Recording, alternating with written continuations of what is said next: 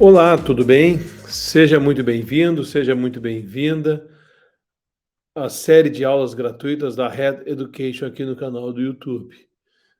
Já fica aqui o meu convite para que sigam também a gente nas outras redes sociais, no Instagram, no Facebook e no Spotify. O tema de hoje é sobre as osteotomias maxilares que nos auxiliam na cirurgia, na questão do sorriso gengival. Então vai ser uma oportunidade para a gente discutir alguns desses tópicos, né? Essa é uma aula, é um oferecimento da Red Education, que é uma plataforma de ensino que veio para revolucionar o ensino odontológico. Sou um dos sócios fundadores e posso falar que o nosso propósito é valorizar a profissão do cirurgião dentista e valorizar o cirurgião dentista. Por isso estamos fazendo uma série de aulas gratuitas. Queremos que todo dentista se sinta seguro e capacitado para atender as demandas estético-funcionais, especialmente aquelas relacionadas à questão da plástica odontológica ou junto ao seu sorriso gengival. O meu nome é Guilherme Fritcher, sou cirurgião dentista formado pela URGS de Porto Alegre, cirurgião bucomaxilofacial formado pela PUC, com mestrado e doutorado também na PUC. Hoje sou professor na casa desde 2009 e ainda sou coordenador da especialização de cirurgia bucofacial da PUC, que é uma das especializações mais antigas do Brasil. Ela funciona desde 1978, 79, e ainda coordeno o serviço de cirurgia bucomaxilofacial do Hospital São Lucas da PUC. Então já são mais de 15 anos dedicado à cirurgia ortognática, em muitos desses casos dedicado à correção do sorriso gengival. Hoje ainda atuo na minha clínica privada, né, na clínica Menucci Fritcher, uma clínica em parceria com o meu sócio, Dr. Ângelo Menucci, que é voltada estritamente à cirurgia bucomaxilofacial. Então, fica aqui o meu convite para que todos possam nos acompanhar, né, para que a gente possa, então, debater um pouco disso nessa aula curta, mas uma aula intensa, então, para que vocês também tenham um pouco dessa visão que eu vou mostrar. Então, indo para a aula, o que é importante para a gente falar sobre isso é, primeiro, falar dos troços, né? Esse grupo aqui é um grupo fantástico, o Dr. Lauro Ayub à esquerda, o Dr. Ângelo Menucci, meu sócio, também da clínica privada, está no meio, o meu xará, o Dr. Guilherme Lenga, e à direita da foto, então, sou eu. O tema de hoje, então, é osteotomias da maxila para a correção do sorriso gengival. Eu vou abordar algumas técnicas do que eu faço no meu dia a dia do consultório ou no hospitalar, porque são cirurgias hospitalares, mas o que eu imagino que a gente deva ter como conduta ou praxe no nosso dia a dia. E, fundamentalmente, tudo vai depender do diagnóstico, mas uma coisa já para deixar tranquilo, que tem um artigo agora muito recente que avaliou os sorrisos de pacientes tratados ortodonticamente e aprovados pelo Board americano de ortodontia, e dentro desse a maioria não tinha no final um sorriso estritamente estético. A minoria dos casos foi dito por uma plateia ampla que aquilo ali realmente era um sorriso estético. Então é muito difícil a gente chegar na perfeição do sorriso, mas a gente está sempre buscando. E diversos artigos são publicados, todos os meses a gente for se atualizar, sempre vai ter algum artigo, modificação de alguma coisa, tanto no diagnóstico quanto no planejamento, quanto na execução da osteotomia Lefor 1, por exemplo, para fazer a cirurgia de correção do sorriso gengival. Essa aqui é a minha equipe cirúrgica, que a gente está habitualmente tratando. Ainda tem mais o Dr. Fernando à direita da foto grande, o Dr. Fernando Andriola, o Dr. Oswaldo Lonta, anestesista, e toda a equipe, muitas vezes, tomado de residentes, né, para que a gente possa sempre estar contribuindo aquilo que a gente aprendeu. Nosso objetivo é passar adiante o nosso aprendizado e assim vai cada vez mais se formando especialistas de grande capacidade. Ainda falta na foto um outro que é um dos meus mentores, que é o Dr. Clayton Heitz.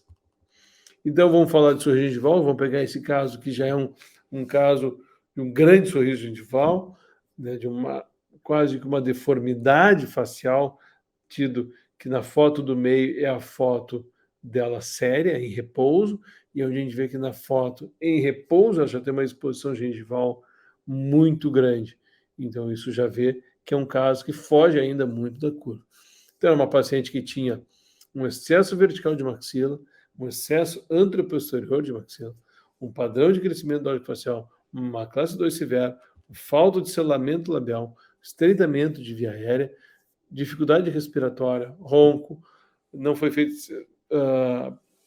exame de polissonografia para saber se ela tinha apneia do sono, mas é uma paciente também com esse risco de ter a apneia do sono, tal o grau de constrição que ela tinha de via aérea superior, mas é uma paciente magra, então ela não tinha essa queixa, mas tinha uma queixa de ronco persistente. Então, esse é um caso de uma osteotomia, que a gente precisa fazer uma osteotomia segmentar da maxila com extração dentária no transoperatório, porque a gente precisa fazer um avanço da maxila, na parte posterior, a gente não pode recuar aquela maxila que está projetada no sentido anteroposterior, a gente precisa recuar a parte anterior, mas avançar a parte posterior para que isso possa melhorar a capacidade de via aérea dela. Então, aqui o ortodontista já nos deixa a mão, o dente a ser extraído, brincadeira, mas a gente sempre é importante focar antes e se atentar para que a cirurgia seja segura mesmo. A gente reforça quando é o dente ser extraído, dentro do planejamento virtual, obviamente está tudo bem planejado. Então é feita a remoção do dente e a partir da remoção desse dente, nós passamos para a remoção do segmento, e nesse caso, essa paciente foi feita uma intrusão de 1 centímetro, né, 10 milímetros de intrusão, mas ali está a remoção do segmento, para que a maxila, depois de ser feita a fratura, ela vai ser intruída, mas além de fazer essa intrusão, nós precisamos fazer uma segmentação e remoção desse excesso para corrigir o antero-posterior dela. De novo, avançando a parte posterior e recuando a parte anterior. E aqui está o caso depois de feita a remoção desses fragmentos e fixado com 4 placas, né, na maxila, 6 placas na maxila, porque ainda teve questão de enxertia óssea, onde todo aquele osso que foi removido do paciente foi então triturado e preenchido os gaps. Porque mesmo que a gente faça a remoção, nem sempre da movimentação, a angulação da movimentação, isso pode deixar alguns gaps, a gente aproveita o próprio osso do paciente, isso não aumenta custos, né, para pensando em planos de saúde, etc. Então, é uma técnica muito tranquila e segura para o paciente.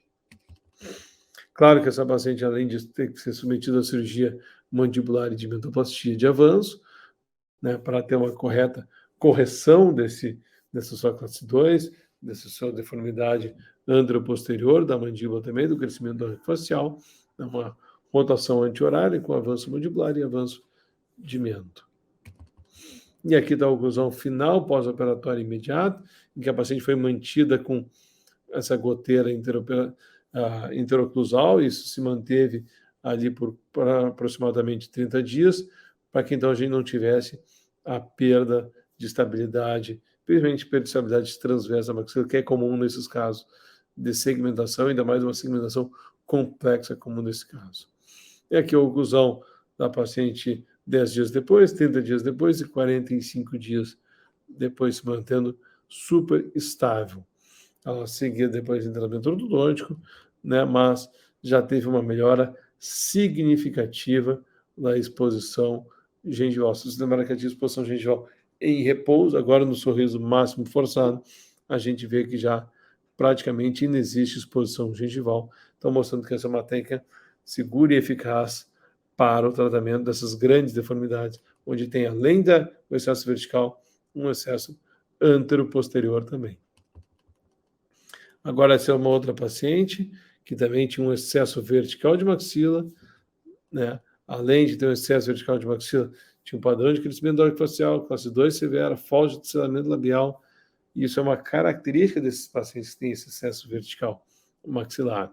E aqui, nesse caso, como ela não tinha uma grande projeção antero-posterior da maxila, nesse caso a gente pôde optar por fazer uma osteotomia um pouco menos complexa, né? Não tão invasiva como a outra, então não precisou ser feita a segmentação da maxila, foi simplesmente feita uma intrusão na maxila, nesse caso de 7 milímetros, para se corrigir, então, aquele grau severo de exposição. Claro que, além disso, foi feito o avanço mandibular, mas está ali a fixação, nesse caso não precisou de enxertia óssea, porque não teve grandes gaps, a intrusão praticamente se manteve no todo.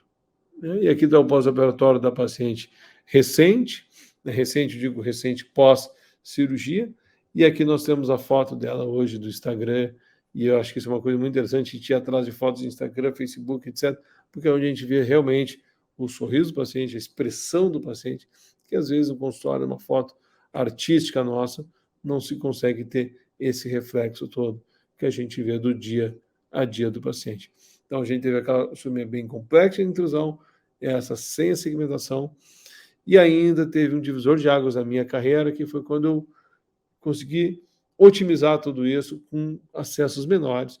E aí foi quando eu tive a oportunidade de ficar em Barcelona com esse mestre da cirurgia bucofacial, que é o Dr. Federico Hernandes Alfaro. Então, eu diria que tem duas pessoas que são meus pilares da cirurgia, que é o Dr. Clayton, que de novo faltou a foto dele aqui ao lado, e o Dr. Federico Alfaro, são duas pessoas que realmente me mudaram ou me fizeram ver a cirurgia bucofacial como eu vejo hoje. E aqui, para exemplificar um caso, então, seguindo a técnica minimamente invasiva, descrita pelo Dr. Alfaro, preconizada por ele, com mais de não sei quantas mil cirurgias feitas da mesma forma. Isso é uma paciente classe 2 severa, com um pouco de excesso vertical de maxila, né, mas uma hipoplasia mandibular severa, a gente precisava fazer um avanço de mandíbula, um avanço de mento, uma intrusão de maxila, com segmentação para correção do sentido transverso da maxila também. Aqui está a oclusão final dela já após osteotomia mandibular, mas a gente vê que persistiu um pouco de mordida aberta posterior, porque agora seria feita então a osteotomia maxilar para reposicionamento maxilar e segmentação maxilar. Então, o que me transformou daquelas grandes incisões, como está no esquemático, ali uma grande incisão para uma mini incisão, descolamentos menores, acessos menores, então cirurgias menos traumáticas para o paciente. Isso desde que seja seguro. A gente vai diminuindo o tamanho da incisão se isso ali representar segurança para o nosso paciente. E a gente vê que através dessa técnica a gente consegue ser tão invasivo cirurgicamente, né, no sentido da complexidade das osteotomias, quanto eu antigamente fazia, mas com acessos menores, mais seguros.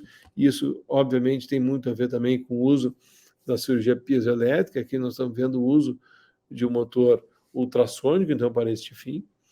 Aqui nós temos o uso de um cinzel para fazer a fratura da técnica twist, descrita pelo professor Alfaro. Aqui a maxila fraturada, né?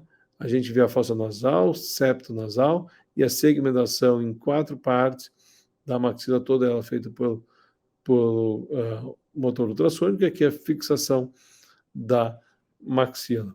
Então, um processo bem menor que os anteriormente feitos e muito preconizado na literatura, hoje a gente consegue, então, ter resultados muito eficazes para esses fins.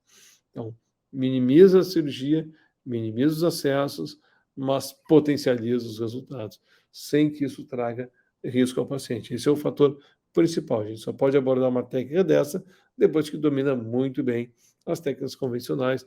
Aí a gente vai dando esse upgrade. É por isso que a formação nossa ela é contínua. E talvez logo adiante a gente vai ter que se aprimorar em mais alguma outra técnica, porque a gente tem que estar em constante evolução. Aqui o exame pós-operatório, tomografia de controle pós-operatório, mostrando as fixações, etc. Plenamente satisfatório, né, o resultado pós-cirúrgico. Aqui um outro esquema tomográfico. E aqui o resultado da paciente, então, no seu sorriso, uma oclusão ainda finalizando com alinhador, mas hoje uma oclusão em classe 1, beirando a perfeição, um sorriso muito estético, um perfil estético, uma face totalmente harmônica, e o paciente relatando, então, uma melhora importante respiratória. Ela é uma atleta, ela diz que recuperou muita performance dela na questão de corrida, academia, etc. Então, trazendo um resultado super benéfico para esse paciente, usando osteotomias menos invasivas dos que as que anteriormente nós realizávamos. Então, aqui fica um agradecimento, fica novamente um convite para que vocês sigam as nossas redes sociais, tanto no Facebook, quanto no Instagram, quanto também no nosso Spotify e, claro, se inscrevam aqui no nosso canal do YouTube, que assim fica mais fácil a gente ter uma troca de informações. E antes de finalizar, lembrei de algo super importante que pode te ajudar nessa sua jornada. Você sabia que 10% da população tem sorriso gengival e que um dos maiores erros que o cirurgião dentista comete é no diagnóstico? Para você que busca um passo a passo de tudo que precisa levar em conta na análise dos seus pacientes, você precisa agora ter o guia definitivo do diagnóstico do sorriso gengival. Estamos disponibilizando para você de forma gratuita, mas é por tempo limitado. Então, vou deixar na descrição do link para que você possa fazer o download. Não perca essa oportunidade, vale a pena.